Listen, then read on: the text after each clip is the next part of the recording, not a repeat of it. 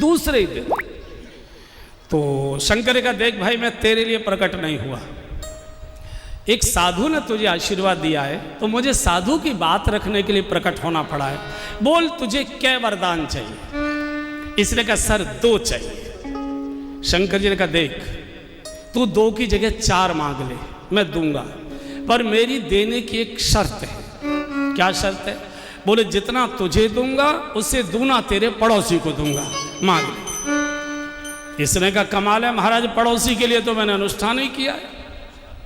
बोले तुझे कोई लेना देना तो है नहीं, देना मुझे, तू 10 मांग ले।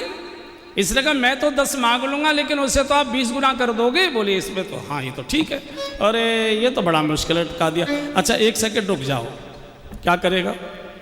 बोले मेरी पत्नी बड़ी पढ़ी लिखी है, उससे बात करता, आया लौट कर। बोले आप खड़े रहना। बोले ठीक है जल्दी आ रहा। ये द्वार से ही चिल्लाया, ए गुड्डी की मम्मी क्या हुआ जी, क्या हुआ? कुछ बात बनी? बोले बात क्या बनी, झमेला खड़ा हो गया। क्या खड़ा हो गया? बोले शंकर जी तो प्रकट हो गए, फिर आपने कुछ मांगा नहीं? बोले मांगा लेकिन झंझट हो गया। क्या हुआ? बोले मैंने कहा कि 2 वरदानों का जितना तुझे दूंगा उससे दूना तेरे पड़ोसी को दूंगा, मांग। अरे तो यहाँ काहे को चले आए, एक मर्सिडीज मांग लेते। बोले मैं तो 1 मांगता, पड़ोसी किया था 2 आके खड़ी हो जाती। बोले हाँ ये तो। पत्नी ने कहा मेरा भी बुद्धि काम नहीं करे, ठीक से मांग के आओ। पति को तो पिटना ही पिटना है, चाहे यहाँ चाहे वहाँ, उसका तो बेचारे का काम नहीं है। मैं यहाँ की बात नहीं बोल रहा हूँ भाई। आ गया शंकर जी, खड़े थे। बोले देख भाई बहुत देर हो गई है, मांग। बोले आपने बड़ा मुश्किल अटका दिया। अच्छा एक बात बताइए, मुझसे दूना करोगे पड़ोसी को? बोले हाँ बिल्कुल दूना, बिल्कुल दूना, बिल्कुल दूना। अरे कितनी बार बोलेगा? तुझसे दूना पड़ोसी को करके मांग क्या चाहिए? इसने कहा फिर ऐसा करो मेरी एक आंख फोड़ दो, होगी सो देखी जाएगी। मेरी एक फूटेगी तो पड़ोसी की दोनों फूट जाएगी। हम भले ही काने हो जाएं लेकिन पड़ोसी अंधा होना चाहिए। सब अपना अपना प्रारब्ध भाग्य लेकर आए। आप अपना भाग्य जगाइए, अपना प्रारब्ध बढ़ाइए, अपना परिश्रम बढ़ाइए, परमात्मा से अपनी प्रार्थना बढ़ाइए, दूसरे को गिराइए मत, आप उठने की कोशिश करिए। और बहुत सामान्य सी बात लेकिन बहुत कठिन है बंधुओं।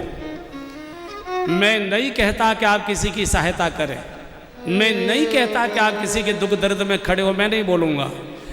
लेकिन जिनको भजन करना है, जिनको भजन में प्रवेश करना है, वो एक छोटी सी बात का प्रयोग करके देख ले। आपके घर में पूजा घर है, ठाकुर जी किसी न किसी रूप में आप यहाँ विराजमान हैं, आप किसी की कोई भले ही सहायता मत करिए, लेकिन कोई अड़ोस पड़ोस में, हमारे गांव में हमारा परिचित, भले ही हमारी उससे दुश्मनी हो चुकी है, अगर दुखी है, अगर आजकल बहुत कष्ट में है, तो कुछ मत करिए, अपने पूजा घर में जाकर खड़े हो जाइए और हाथ जोड़ कर कहिए भगवान है तो बड़ा गया बीता आदमी, उसने मुझे भी जीना मुश्किल कर दिया है, लेकिन आजकल बड़े संकट में है, अगर कर सकते हो तो प्रभु उस पर कृपा कर दो, उसको भी संकट से मुक्त कर। जितनी आसानी से ताली बजा रहे हो उतनी आसानी से बोलोगे नहीं, लेकिन मैं निवेदन कर रहा हूं, इसमें कुछ खर्च नहीं हो रहा है, इसमें कुछ खर्च नहीं हो रहा, केवल वाणी निकालनी है। और आप थोड़ी देर, आप 2-3 बार प्रभु को ये बोलिए, अगले दिन जाओगे पीतल की मूर्ति मुस्कुराती दिखाई देगी आपको, पीतल की मूर्ति आपको मुस्कुराती दिखाई देगी। आप अगर शीशे में चेहरा देखोगे तो चेहरे का ग्लो बढ़ जाएगा, एकदम चमक बढ़ जाएगी आपकी। तो कुछ न कुछ अच्छी बातें, दूसरे के कल्याण की कामना, ये ईर्ष्या है। ये ऊपर उड़ते हुए व्यक्ति को, इतने महान व्यक्ति जा रहे हैं, हनुमान जी जा रहे हैं और नीचे गिरा रही है, सहारा नहीं दे रहे, नीचे गिराती है। लेकिन हनुमान जी ताही मारी मारुत सुत वीरा, ताही मारी मारुत सुत वीरा, बारिधि पार गयऊ मति धीरा, बारिधि पार गयऊ मति धीरा।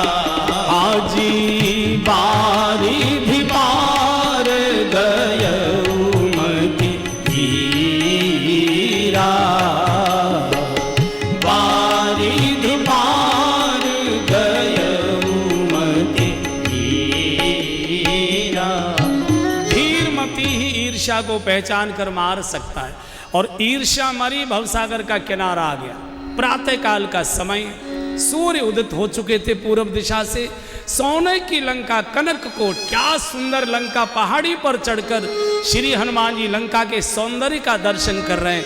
कितनी सुंदर लंका है, जरा गाइए। बन बाग उपवन वाटिका सर उपवापी सोहई बन बाग। सब गाइए। उपवन वाटिका सर उपवापी सोहई नर नाग सुर गंधर्व कन्या रूप मुनि मन मोहि नर नाग सुर गंधर्व।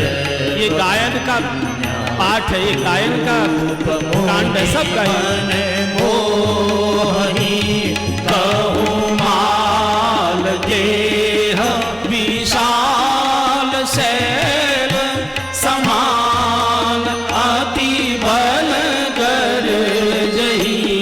कहु माल देह विशाल शैल समान अति बल कर जही। नाना अखारिन वीरहि बहुविध एक